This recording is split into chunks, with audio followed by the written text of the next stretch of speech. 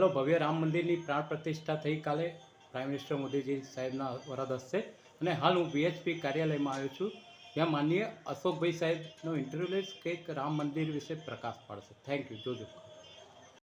પરિચય આપનો અશોક. એક સેકન્ડ. અશોકભાઈ સાહેબ, આપનો પરિચય.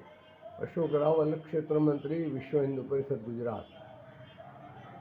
સાહેબ શ્રી, કાલે પીએમ મોદીજીના વરદ હસ્તે રામજીની પ્રતિષ્ઠાનું સ્થાપન થયું, તો આપ વિશે કંઈ કહેશો? અયોધ્યામાં આનંદ?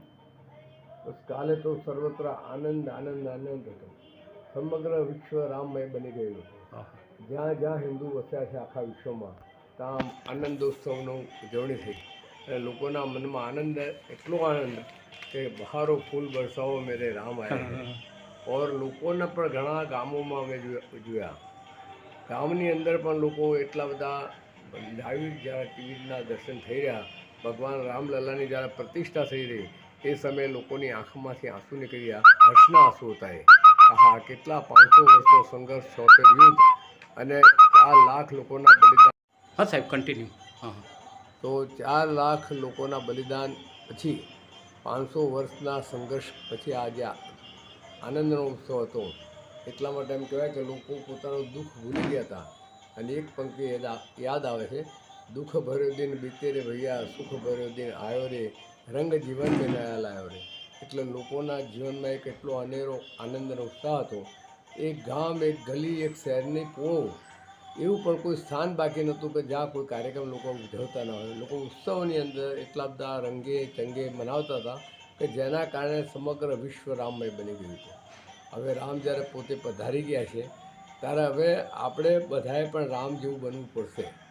એનું કારણ કે રામજીનો સંદેશો જે હતો કે સમરસતા. રામ પોતે શક્તિશાળી હોવા છતાં પણ 14 વર્ષ વનવાસમાં એટલા માટે ગયા કે સમાજને એમણે એક દિશા દર્શન આપ્યું. દિશા દર્શન અંતર્ગત એમને જટાયુને, પછી રાજા નિષાદને, સબરીના હેઠા બોર ખાધા, આવા અનેક પ્રસંગો આપણે જાણીએ છીએ. એ દરેક પ્રસંગો દ્વારા એમને સામાજિક સમરસતા અને છેલ્લે વાનરોને પણ સાથે લઈ અને વાનર સેના ઊભી કરી અને લંકા ઉપર વિજય પ્રાપ્ત કર્યો. ટૂંકમાં એને એક એક વ્યક્તિઓનું ધ્યાન રાખી, નાના મોટા બધાને સાથે રાખી એમને જે કર્યું એ જ કરવાનું આપણે બધાએ છે. એટલે પણ આપણે સમાજને જો સમરસ રાખવું હશે, તો ભારતને શ્રેષ્ઠ બનાવવું હશે, તો સમર્થ સમાજ બનાવવા માટે સમરસતા અનિવાર્ય છે. એ ધ્યાનમાં રાખે અને આપણે બધાએ આ જ રીતે વર્તન કરવું જોઈએ. તો ખરા અર્થમાં ગઈકાલે દિવાળી દીપોત્સવ ઉજવ્યો આપણો યોગ્ય ગણાશે.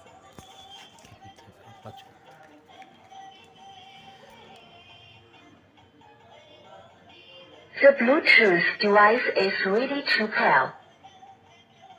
The Bluetooth device is connected successfully. Hello. સાહેબ શ્રી, આપણે આ વખતે જોવા મળ્યું કે RSS, ભાજપ દરેક જણાએ માર્ગ પર રામ રથયાત્રા બી કાઢી હતી, તો આપ કેવું ફીલ કરો છો? આ ફર્સ્ટ ટાઈમ મેં જોયું. રામ રથયાત્રા તો સંપૂર્ણપણે દેશભરમાં બધી જગ્યાએ લાગેલી છે. અને વિશ્વ હિન્દુ પરિષદ, સંઘ, ભાજપ અકેલા નહીં, પણ સમાજના બધા લોકો એકત્ર થઈને આ કામ કર્યું છે. એટલે આખું જો કોઈને યશ આપવાનું હોય તો આખા હિન્દુ સમાજને યશ આપવાની જરૂરિયાત છે. કારણ કે બધા લોકો સાથે હતા. સંઘ VIP એમની સાથે જોડી જતા હતા, એમના સંગઠનનો સહયોગ આપવા માટે પ્રયત્ન કરતા હતા. પણ કુલ મિલાકર એમની આગેવાની હતી, એના કારણે સમગ્ર દેશની અંદર સારી યાત્રાઓ નીકળી. સાહેબ, એક વડીલ વયોવૃદ્ધ વ્યક્તિ લાઇમલાઇટમાં આવ્યા, જેમનું નામ કે પરાશરણજી છે. 97 વર્ષે આજે એડવોકેસી ચાલુ કરી, 92 વર્ષે રામલલ્લાનો કેસ ભવ્ય વિજય. તો આ પરાશરણ સાહેબ વિશે બોલશો? પદ્મવિભૂષણ એમના માટે તો જેટલું કહીએ એટલું ઓછું. એટલી ઉંમરના જ્યેષ્ઠ કાર્યકર્તા, એટલા મોટા વકીલ, છતાં પણ એમને રામલલ્લાનો કેસ એક મનથી લડ્યા. અને જ્યારે એમને કોર્ટની અંદર કેસ ચાલતો હતો, એ ઘડીએ જજ સાહેબે પણ એમને એમ કીધું, આપ ઉંમર લાયક છો, આપ બેસીને કેસ લડી શકો છો.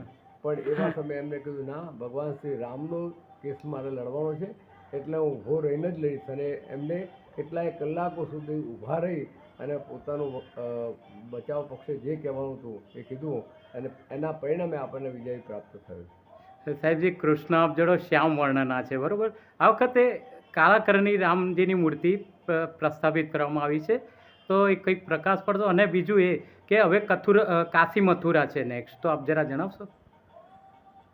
આ એક ધાર્મિક વિધિ વિધાન અને સંતો, મહંતો અને યોગ્યના લગતા જે લોકો છે એની સાથે બેસીને ચર્ચા કરી અને કઈ મૂર્તિ લેવી અને કેવી રીતે બનાવી એ બધો નિર્ણય સંઘે ત્યાંથી લીધેલો છે એમના મંડળે. એટલે જેથી કરીને એમાં સંતોની વાત છે અને મોટા મોટા જે કહેવાય ને જ્યોતિષીઓ એમના બધાની પાસે માર્ગદર્શનના મૂર્તિનું પ્રતિષ્ઠા કરી છે. बाकी काशी मथुरा वो तो बाकी है, अभी वही आ जाएगा, चिंता मत करो. સાહેબ આપ શ્રી ગુજરાતમાં વિશ્વ હિન્દુ પરિષદના મંત્રી, તો આપ કેવું ફીલ કરો છો? આમ એક દિવાળી તો ખરું, રામનવમી, અને રાત્રે ફટાકડા 12 વાગ્યા સુધી ફૂટ્યા એ લોકો, પહેલી વખત નજારો જોવા મળ્યો છે, આપ કહેશો? આનંદનો ઉલ્લાસ એટલો બધો હતો અને એના કારણે એને કોઈ રોકી શકે એવું નહોતું. દરેકના મનનો ઉમળકો હતો. જેને જિંદગીમાં ક્યારેક ફટાકડા ના ફોડ્યા હોય એવા લોકો પણ ફટાકડા ફોડતા હતા. એ માત્ર એક દારૂખાનું નહોતા ફોડતા, પણ એ આખા હિન્દુત્વના વિજયનો જયઘોષ કરતા હતા. અને એના કારણે આટલી બધી રાતે 12 વાગ્યા સુધી પણ લોકોએ દિવાળી મનાવી. એનું મુખ્ય કારણ અમારે ઘરે રામ આવ્યા છે. બહુ સરસ માહિતી આપી અશોકભાઈ, આપનો એ બદલ ખૂબ આભાર માનું છું. Thank you sir. ધન્યવાદ.